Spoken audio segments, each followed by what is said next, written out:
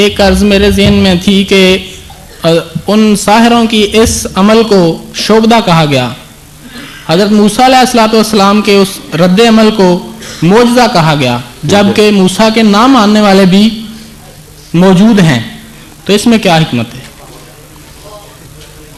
حکمت واضح ہے، جو ساحر تھے ان کا سجدہ کرنا اور موسیٰ کے خدا پر ایمان لانا ثابت کرتا ہے جی کہ ان کو علم تھا کہ موسیٰ کی طاقت سے بڑھ کر بات ہے، کوئی غیبی طاقت ہے جس کی وجہ سے ہوا ہے۔ انہوں نے عمریں کمائی تھیں وہ جادو سیکھتے سیکھتے، شعبدے سیکھتے سیکھتے، جی اور اس فن کے وہ چوٹی کے ماہر تھے، اور موسیٰ کو اس فن سے واقفیت ہی کوئی نہیں تھی۔ اس لیے ان ماہروں پر موسیٰ کا غالب آ جانا ان کے نزدیک معجزہ تھا۔ اگر معجزہ نہ ہوتا تو وہ یہ کیوں کہتے کہ اے فرعون، ہم نے تو دیکھ لی ہے سچائی، اب تو چاہے ہمیں جس طرح اذیتناک عذاب دے کر مارے، ہمیں کوئی پرواہ نہیں رہی۔